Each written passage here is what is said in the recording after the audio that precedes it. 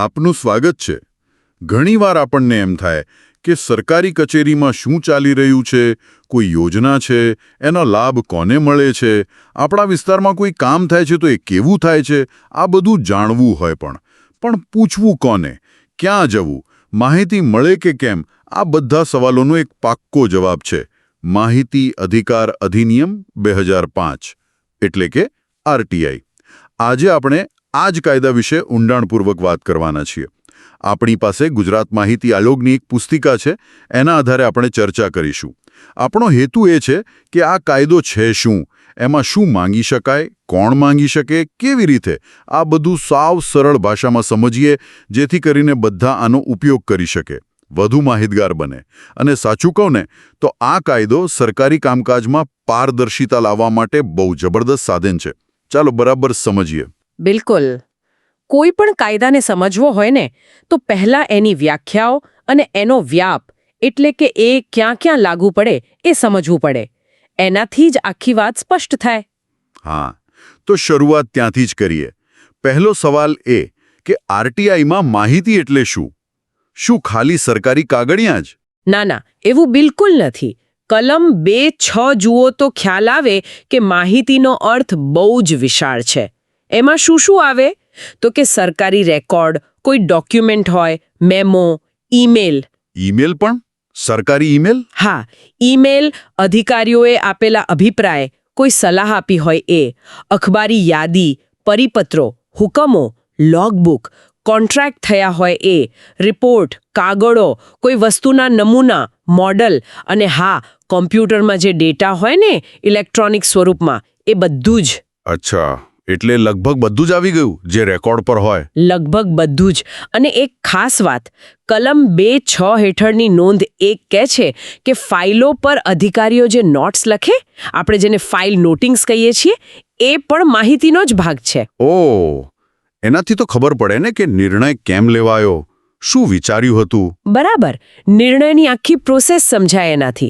અને બીજું, જો કોઈ ખાનગી સંસ્થાની માહિતી સરકારી તંત્ર પાસે કાયદેસર રીતે હોય અથવા મેળવી શકતું હોય તો એ પણ માંગી શકાય. પણ એક મિનિટ, આપણે એમ પૂછી શકીએ કે આ નિર્ણય શા માટે લીધો?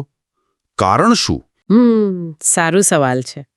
પણ જુઓ, કલમ 2(6) હેઠળની નોંધ 2 સ્પષ્ટ કહે છે કે આ કાયદો શા માટેના જવાબ આપવા માટે નથી બન્યો.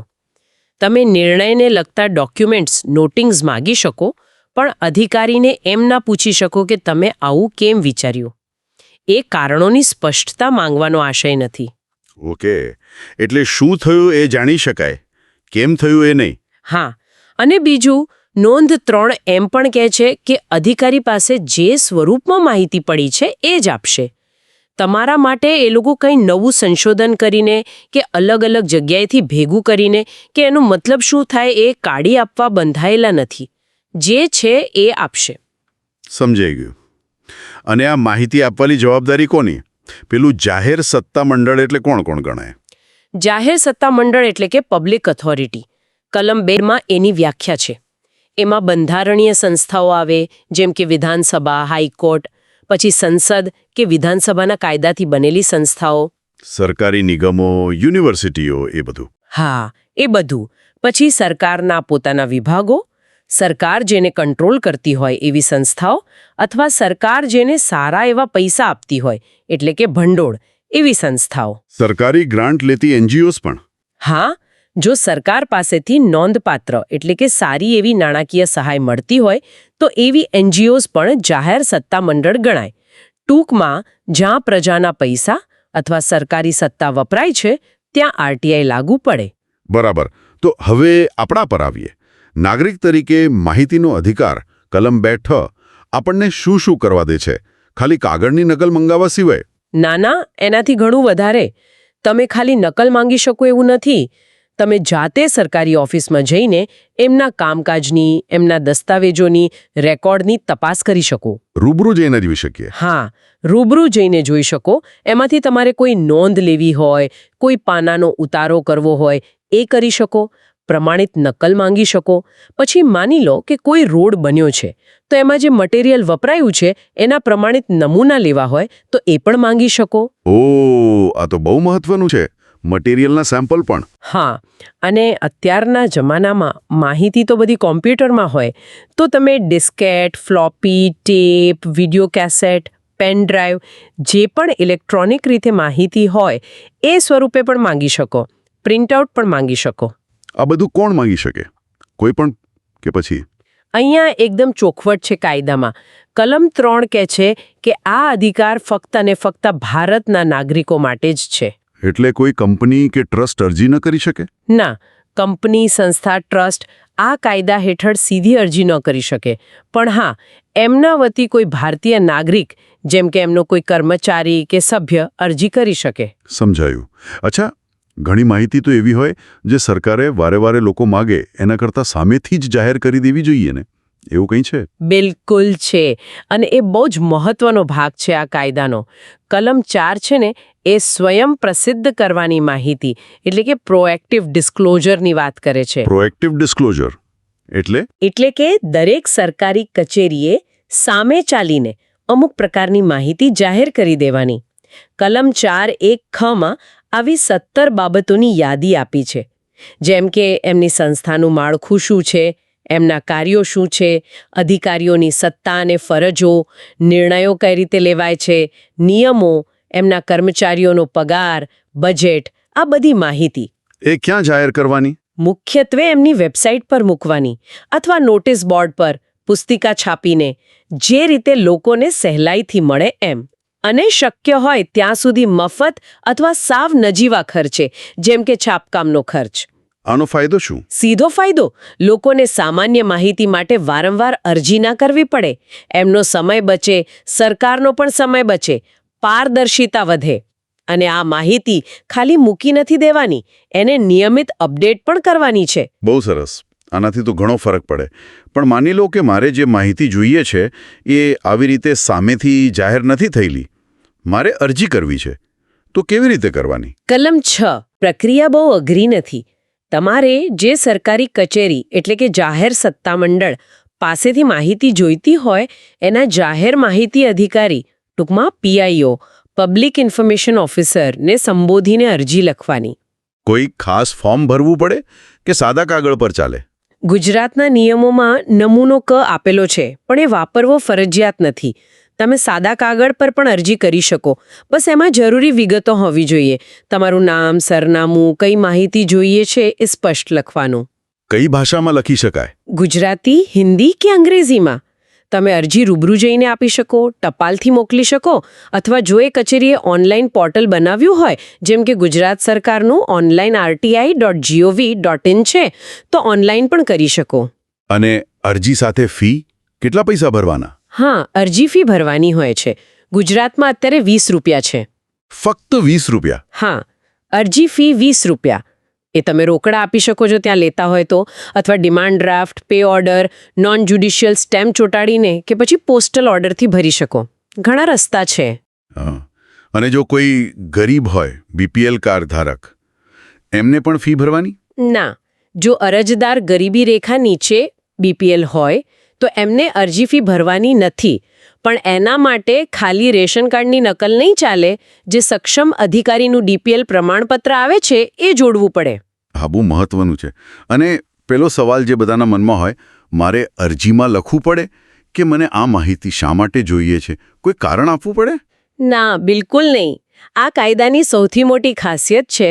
કલમ 6 સ્પષ્ટ કહે છે કે તમારે કારણ જણાવવાની કોઈ જ જરૂર નથી.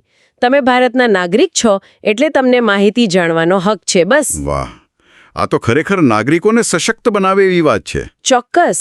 અને બીજું, જો કોઈ વાંચી લખી ન શકતું હોય અથવા કોઈ દિવ્યાંગ વ્યક્તિ હોય જે અરજી લખી ન શકે કે રેકોર્ડ જોઈ ન શકે, તો PIOની ફરજ છે કે એમને બધી જ જરૂરી મદદ કરે. એમની અરજી લખી આપે, રેકોર્ડ જોવામાં મદદ કરે, અને કાયદામાં એમ પણ લખ્યું છે કે PIOએ અરજદાર સાથે સારો વિવેકપૂર્ણ વ્યવહાર કરવો જોઈએ. અરજી લખતી વખતે બીજું શું ધ્યાન રાખવાનું? કયા સમયગાળાની? બને એટલું ચોક્કસ લખો. ગોળ કે બહુ જ મોટી માંગણી ના કરો, નહીંતર PIOને સમજાય નહીં અને કદાચ અરજી નામંજૂર પણ થાય. અને માની લો કે મારે એવી માહિતી જોઈએ છે જે 2-3 જુદા જુદા વિભાગ પાસે છે. તો એક જ અરજીમાં બધું માંગી લેવાય? ના, જો માહિતી એક કરતાં વધુ અલગ અલગ કચેરીઓ પાસે હોય તો નિયમ એવો છે કે તમારે દરેક કચેરીને અલગ અલગ અરજી કરવી પડે. પીઆઈઓ તમારી એક અરજીને 4 જગ્યાએ નહીં ફેરવે. પણ જો એવું હોય કે માહિતી કોઈ એક જ બીજા વિભાગ પાસે છે, મારી અરજી ખોટી જગ્યાએ ગઈ છે તો? હા, એ સંજોગો અલગ છે. જો પીઆઈઓને લાગે કે આ માહિતી એમના વિભાગની નથી પણ કોઈ એક જ બીજા ચોક્કસ વિભાગ પાસે છે તો એમની ફરજ છે કે અરજી મળ્યાના 5 દિવસમાં એ અરજી સાચા વિભાગને મોકલી આપે અને તમને પણ જાણ કરે કે તમારી અરજી ફલાણા વિભાગને મોકલી છે. એટલે એ આપણું કામ સરળ કરી આપે. હા, પણ યાદ રાખજો, આ ફક્ત ત્યારે જ જ્યારે માહિતી કોઈ એક જ બીજા વિભાગ પાસે હોય. જો માહિતી જુદા જુદા ઘણા વિભાગો પાસે હોય અથવા તો બીજા કોઈ રાજ્ય કે કેન્દ્ર સરકાર પાસે હોય તો પીઆઈઓ અરજી ટ્રાન્સફર નહીં કરે. એ તમને જણાવશે કે આ માહિતી અહીં નથી, તમારે ત્યાં અરજી કરવી પડશે. અને પેલી વાત તમે કીધી હતી કે પીઆઈઓ પાસે જે હોય એ જ આપે, એ જરા ફરી સમજાવશો? હા, પીઆઈઓ પાસે જે રેકોર્ડ ઉપલબ્ધ છે, જે એમના નિયંત્રણમાં છે, એ જ માહિતી એ આપી શકે. તમારા માટે થઈને એ નવી માહિતી બનાવશે નહીં કે જુદા જુદા રજિસ્ટરમાંથી શોધીને ભેગી નહીં કરે કે પછી એનું વિશ્લેષણ કરીને કોઈ તારણ કાઢીને નહીં આપે. જે છે એ આપશે. બરાબર. એટલે આપણું કામ છે સ્પષ્ટ માંગણી કરવી. ઓકે, મેં અરજી આપી દીધી, ફી ભરી દીધી. હવે પીઆઈઓએ કેટલા દિવસમાં જવાબ આપવો પડે? સામાન્ય નિયમ છે 30 દિવસનો. કલમ 7(1) મુજબ પીઆઈઓએ અરજી મળ્યા તારીખથી 30 દિવસની અંદર કાં તો માહિતી આપવી પડે અથવા જો માહિતી ન આપવી હોય તો એના કારણો સાથેનો જવાબ આપવો પડે. અને જો માહિતી આપવાના હોય પણ એની ઝેરોક્સ કે નકલના પૈસા થતા હોય તો? હા, એવું બની શકે. અરજી ફી અલગ છે અને માહિતીની નકલ ફી અલગ છે. જો નકલ ફી ભરવાની થતી હોય તો પીઆઈઓ તમને એની જાણ કરશે કે ભાઈ તમારે આટલા પાનાના આટલા રૂપિયા ભરવાના છે. એ કેટલી હોય છે ફી? ગુજરાતના નિયમો મુજબ A4 કે A3 સાઇઝના કાગળના પાના દીઠ 2 રૂપિયા. પણ એક રસપ્રદ વાત છે. ગુજરાતમાં નિયમ એવો છે કે પહેલા 5 પાના માટે કોઈ નકલ ફી નથી લેવાની. ઓહ, પહેલા 5 પાના ફ્રી? હા, પણ જો 5 કરતાં વધુ પાના હોય તો પછી બધા જ પાનાની ફી 2 રૂપિયા લેખે ગણાય. એટલે છઠ્ઠા પાનાથી નહીં, પહેલા પાનાથી જ. અચ્છા, સમજાયું. અને આ ફી ભરવા માટે આપણને સમય મળે? પેલો 30 દિવસનો સમય ચાલુ રહે? ના, જે દિવસે પીઆઈઓ તમને ફી ભરવાનો પત્ર મોકલે અને જે દિવસે તમે ફી ભરો એ વચ્ચેનો જે સમયગાળો છે એ 30 દિવસની ગણતરીમાંથી બાદ થઈ જાય. એટલે તમને ફી ભરવા માટે વ્યાજબી સમય મળે. અને ફી કઈ રીતે ભરવાની? પેલી અરજી ફીની જેમ જ? હા, એ જ રીતે. રોકડા, ડીડી, પીઓ, સ્ટેમ્પ, પોસ્ટલ ઓર્ડર, જે રીતે અનુકૂળ હોય. અને ધારો કે તમને પ્રમાણિત નકલ નથી જોઈતી અને માહિતી ડિજિટલ ફોર્મેટમાં છે તો પીઆઈઓ ઈમેલથી પણ મોકલી શકે છે સ્કેન કરીને અથવા તમારી પેનડ્રાઈવમાં કોપી કરી આપે. અલબત્ત જે નિયત ફી હોય એ લઈને. સૌથી મહત્વનો સવાલ, જો પીઆઈઓ 30 દિવસમાં જવાબ જ ના આપે તો? કંઈ જ નહીં. આ બહુ જ અગત્યનું છે, ધ્યાનથી સાંભળજો. કલમ 7 કહે છે કે જો પીઆઈઓ નિયત સમય મર્યાદામાં એટલે કે 30 દિવસમાં તમને કોઈ જ નિર્ણય ન જણાવે, માહિતી આપે પણ નહીં અને ના પાડવાનો જવાબ પણ ના આપે તો એવું માની લેવામાં આવશે કે એમણે અરજી નામંજૂર કરી છે અને પછી તમારે એ માહિતી વિનામૂલ્ય મેળવવાનો હક બની જાય છે. શું વાત છે! મતલબ પછી કોઈ નકલ ફી નહીં ભરવાની? બિલકુલ. જો એ લોકો 30 દિવસ ચૂકી જાય તો પછી માહિતી મફતમાં આપવી પડે. આ નિયમનું પાલન કરાવવું એ અરજદાર માટે બહુ જ જરૂરી છે. અને કોઈ એવી માહિતી હોય જે 30 દિવસ કરતાં પણ જલ્દી મળવી જોઈએ? હા, એક ખાસ સંજોગ છે. જો માહિતી કોઈ વ્યક્તિના જીવન કે સ્વતંત્રતાને લગતી હોય તો પીઆઈઓએ 48 કલાકની અંદર માહિતી આપવી પડે. એમાં 30 દિવસની રાહ જોવાની નથી. બરાબર. જીવન મરણનો સવાલ હોય ત્યાં તાત્કાલિક. અહીં એ પણ ઉમેરી દઉં કે પીઆઈઓને ઘણીવાર બીજા અધિકારીઓ પાસેથી માહિતી લઈને આપવાની હોય છે. તો જે અધિકારી પીઆઈઓને મદદ કરે છે એમને કાયદામાં ડીમ્ડ પીઆઈઓ ગણવામાં આવે છે. જો માહિતી મોડી મળે કે ખોટી મળે તો આ ડીમ્ડ પીઆઈઓ પણ જવાબદાર ગણાઈ શકે. જો કે ફાઇનલ જવાબ તો પીઆઈઓએ જ આપવાનો હોય છે. એક વ્યવહારુ પ્રશ્ન. ઘણીવાર લોકો બહુ જ બધી માહિતી માંગી લે આખા દફતરની નકલ માંગી લે, જેનાથી કચેરીનું કામ જ અટકી પડે, એવા કેસમાં શું થાય? હા, એવું બને છે. કલમ 7(9) એના માટે જ છે. જો કોઈ માહિતી આપવાથી સરકારી કચેરીના સંસાધનોનો એટલે કે એમના સમય અને સ્ટાફનો એટલો બધો ઉપયોગ થાય કે જે યોગ્ય ન કહેવાય, અપ્રમાણસર હોય, તો પીઆઈઓ એવી અરજી નામંજૂર કરી શકે છે. અને આજકાલ સીસીટીવી ફૂટેજનો જમાનો છે. કોઈ અકસ્માત થયો હોય કે બનાવ બન્યો હોય, એના ફૂટેજ માંગી શકાય? હા, સીસીટીવી ફૂટેજ પણ માહિતીની વ્યાખ્યામાં આવે, માંગી શકાય.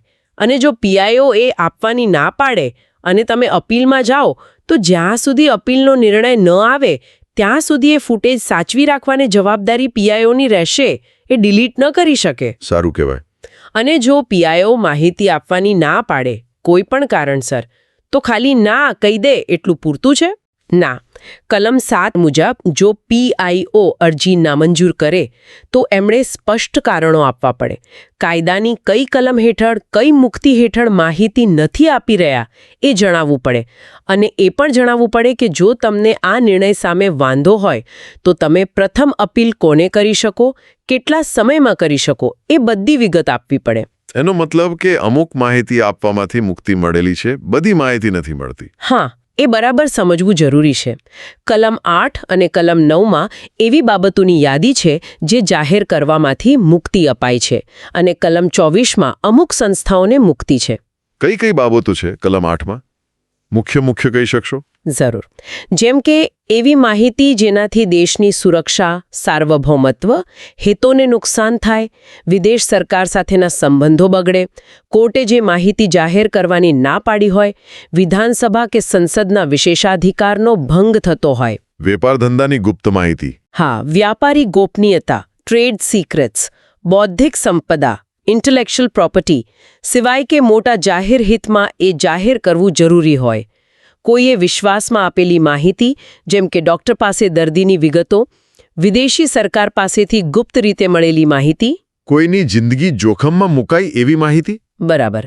કોઈના જીવન કે શારીરિક સલામતી જોખમમાં મુકાય એવી માહિતી. પોલીસ તપાસ કે ગુનાની કાર્યવાહીમાં અડચણ ઊભી કરે એવી માહિતી. કેબિનેટના જે નિર્ણયો હોય એના કાગળો જ્યાં સુધી નિર્ણય લેવાઈ ન જાય અને પ્રક્રિયા પૂરી ન થાય ત્યાં સુધી. અને પેલી અંગત માહિતીની વાત? હા, એ બહુ ચર્ચાસ્પદ છે. કલમ 8 અંગત માહિતીની વાત કરે છે. એવી માહિતી જેનો જાહેર પ્રવૃત્તિ કે હિત સાથે કોઈ સંબંધ નથી અને જેનાથી વ્યક્તિની અંગતતા, પ્રાઇવસીનો ભંગ થાય છે, એ સામાન્ય રીતે ન આપી શકાય, સિવાય કે ફરીથી મોટું જાહેર હિત હોય. પણ અંગત માહિતી એટલે શું? કોઈ સરકારી કર્મચારીની નોકરીની વિગત માગી શકાય? એનું પગારપત્રક, એની મિલકતની વિગત? આના પર સુપ્રીમ કોર્ટે બહુ મહત્વના ચુકાદા આપ્યા છે.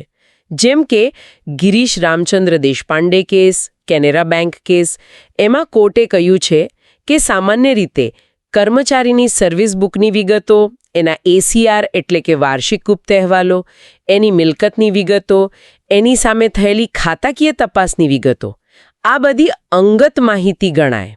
તો એ મળે જ નહીં. મળે, પણ ફક્ત ત્યારે જ જો પીઆઈઓને લાગે કે આ માહિતી જાહેર કરવામાં કોઈ મોટું જાહેર હિત સમાયેલું છે. ખાલી કુતૂહલ ખાતર નહીં. પીઆઈઓએ પોતાનો વિવેક વાપરીને કારણો નોંધીને નિર્ણય લેવાનો છે કે જાહેર હિત વિરુદ્ધ અંગતતા શેનું વજન વધારે છે. એટલે દરેક કેસ જુદો. અને પેલી કલમ 24ની વાત, ગુજરાતમાં કોઈ સંસ્થાઓ બાકાત છે? હા, રાજ્ય સરકારે જાહેરનામું બહાર પાડીને અમુક સુરક્ષા અને ગુપ્તચર એજન્સીઓને આ કાયદાના દાયરામાંથી મોટાભાગે બાકાત રાખી છે. જેમ કે state intelligence bureau, SIB, CID crime, anti terrorist squad ATS, commando unit, anti corruption bureau ACB. આ યાદી છે. તો એમની પાસેથી કોઈ માહિતી ન મળે? સામાન્ય રીતે નહીં. પણ જો માહિતી ભ્રષ્ટાચારના આરોપ અથવા માનવ અધિકારના ઉલ્લંઘનને લગતી હોય તો આ મુક્તિ લાગુ પડતી નથી. એવી માહિતી આ સંસ્થાઓ પાસેથી પણ માંગી શકાય, પણ એ રાજ્ય માહિતી આયોગની મંજૂરી પછી જ મળે. ઓકે. હવે એક બીજો સિનારિયો. હું માહિતી માંગુ છું, પણ એ મારા વિશે નથી, સરકાર વિશે પણ નથી, પણ કોઈ ત્રીજી જ વ્યક્તિ કે કંપની વિશે છે જેને કાયદામાં ત્રાહિત પક્ષકાર એટલે કે થર્ડ પાર્ટી કહે છે, ત્યારે શું? કલમ 11. હા, આ પણ બને. જો તમે માંગેલી માહિતી કોઈ ત્રીજા પક્ષકારને લગતી હોય અને પીઆઈઓને લાગે કે એ માહિતી કદાચ ગોપનીય છે, તો પીઆઈઓ તમને સીધી માહિતી નહીં આપે. તો શું કરશે? કલમ 11ની પ્રક્રિયા અનુસરશે. અરજી મળ્યાના 5 દિવસમાં પીઆઈઓએ પેલા ત્રાહિત પક્ષકારને નોટિસ મોકલવી પડશે. એમને પૂછવું પડશે કે ભાઈ, તમારા વિશે આ માહિતી માંગવામાં આવી છે, શું આ જાહેર કરવી જોઈએ? તમારો શું મત છે? પછી પેલો ત્રીજો પક્ષ શું કહે? એમને પોતાનો જવાબ, વાંધો હોય તો વાંધો, સંમતિ હોય તો સંમતિ, લેખિતમાં કે મૌખિક રીતે રજૂ કરવા 10 દિવસનો સમય મળશે.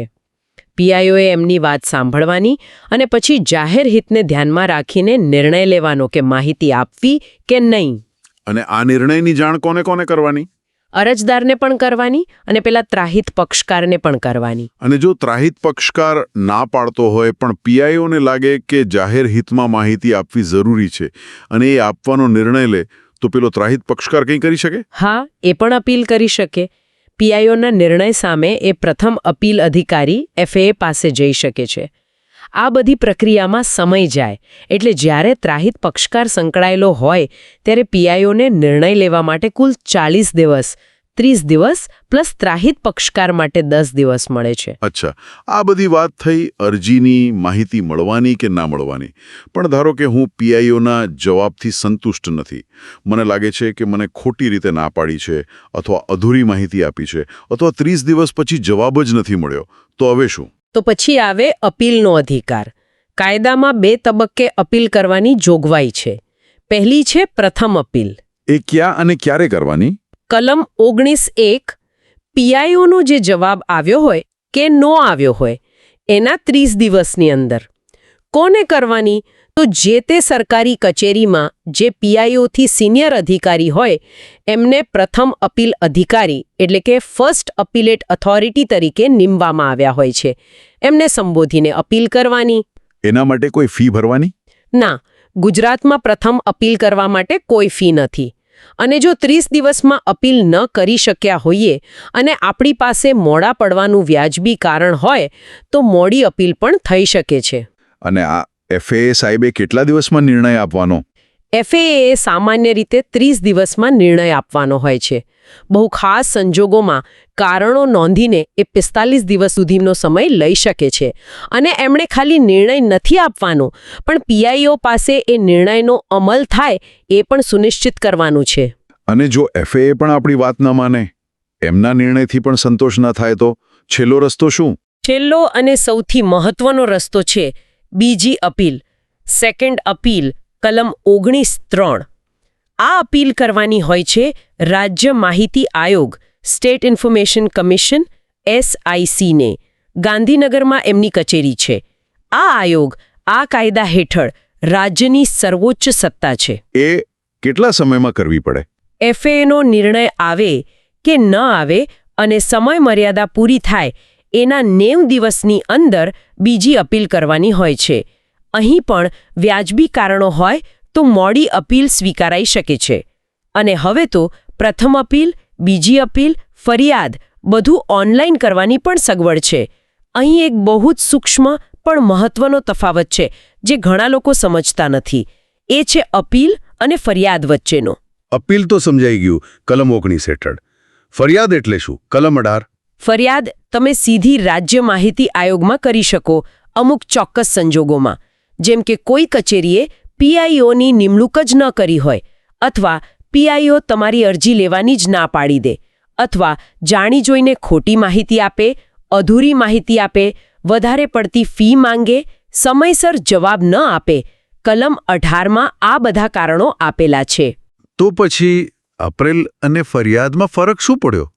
બંનેમાં આપણે આયોગ પાસે જઈએ છીએ ને? ફરક બહુ મોટો છે એના પરિણામમાં. સુપ્રીમ કોર્ટે મણિપુર રાજ્યના એક કેસમાં સ્પષ્ટ કર્યું છે, જો તમે કલમ 18 હેઠળ ફરિયાદ કરો તો આયોગ એની તપાસ કરીને પીઆઈઓને દોષિત ઠેરવે તો એને દંડ કરી શકે છે. એની સામે શિક્ષાત્મક પગલાં લેવાની ભલામણ સરકારને કરી શકે છે. પણ આયોગ તમને માહિતી અપાવવાનો હુકમ ફરિયાદ હેઠળ ન કરી શકે. ઓહ, એટલે ફરિયાદથી ખાલી અધિકારીને સજા થાય, આપણને માહિતી ન મળે. બરાબર. જ્યારે જો તમે કલમ 19 હેઠળ બીજી અપીલ કરો તો આયોગ પાસે બધી સત્તા છે. એ તમને માહિતી અપાવવાનો હુકમ પણ કરી શકે છે અને સાથે સાથે જો એમને યોગ્ય લાગે તો પીઆઈઓને દંડ પણ કરી શકે છે અને શિક્ષાત્મક પગલાંની ભલામણ પણ કરી શકે છે. અચ્છા, આ તો બહુ મહત્વની વાત થઈ.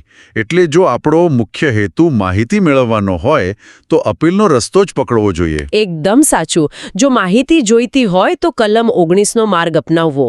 તમે પેલી દંડની વાત કરી. પીઆઈઓને દંડ થઈ શકે. કેટલો? હા, થઈ શકે. જો આયોગને ખાતરી થાય કે પીઆઈઓએ કોઈ વ્યાજબી કારણ વગર અરજી લેવાની ના પાડી, જાણી જોઈને મોડું કર્યું, ખરાબ દાનતથી માહિતી રોકી રાખી, જાણી જોઈને ખોટી કે અધૂરી માહિતી આપી, માહિતીનો નાશ કર્યો અથવા માહિતી આપવામાં કોઈપણ રીતે અવરોધ ઊભો કર્યો, તો આયોગ એ પીઆઈઓ પર દંડ લગાવી શકે છે. કેટલો દંડ? જેટલા દિવસ મોડું કર્યું હોય કે નિયમભંગ કર્યો હોય એના રોજના 250 રૂપિયા લેખે. અને આ દંડ વધુમાં વધુ 25,000 રૂપિયા સુધીનો હોઈ શકે છે. અને દંડ ઉપરાંત આયોગ એ પીઆઈઓ સામે ખાતાકીય શિસ્તભંગના પગલાં લેવાની ભલામણ પણ સરકારને કરી શકે છે. એટલે અધિકારીઓ માટે પણ જવાબદારી નક્કી કરવામાં આવી છે. સારું કહેવાય. આટલી બધી માહિતી, કલમો, નિયમો, પ્રક્રિયાઓ, સામાન્ય માણસ માટે આ બધું યાદ રાખવું, સમજવું કદાચ થોડું અઘરું પડે. કોઈ એવી જગ્યા છે જ્યાં આ બધી માહિતી સહેલાઈથી મળી રહે? કોઈ મદદરૂપ સ્ત્રોત? હા, ચોક્કસ. એક તો આપણે જે પુસ્તિકાની વાત કરી રહ્યા છીએ એ પોતે જ બહુ ઉપયોગી છે. અને બીજું, ગુજરાત માહિતી આયોગની પોતાની વેબસાઇટ છે gic.gujarat.gov.in. એના પર ઘણી બધી માહિતી ઉપલબ્ધ છે. શું મળે ત્યાં? ત્યાં તમને અરજી કેવી રીતે કરવી, પહેલી અપીલ, બીજી અપીલ, ફરિયાદ એ બધાના નમૂના મળી જશે.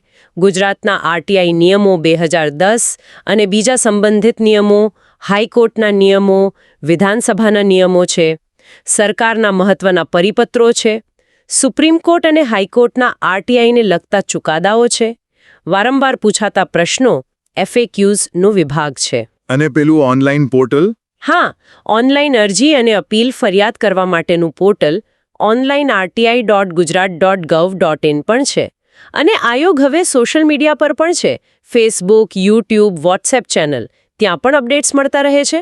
આ બધું ખરેખર ઉપયોગી થઈ શકે છે. તો આટલી લાંબી અને ઊંડાણપૂર્વકની ચર્ચા પછી આપણે આખા મુદ્દાનો સાર શું કાઢી શકીએ? મુખ્ય સંદેશ શું છે નાગરિકો માટે? મુખ્ય સંદેશ એ જ છે કે માહિતી અધિકારનો કાયદો આપણા હાથમાં એક બહુ મોટું શક્તિશાળી હથિયાર છે.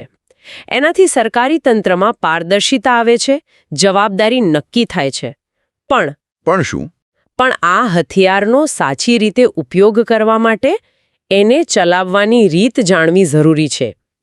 અરજી કેમ કરવી, કેટલા દિવસમાં જવાબ મળે, ફી કેટલી, કઈ માહિતી માંગી શકાય, કઈ નહીં, અને જો જવાબ ન મળે કે ખોટો મળે તો અપીલ ક્યાં અને કેવી રીતે કરવી, આ આખી પ્રક્રિયાની સમજ હોવી બહુ જ જરૂરી છે.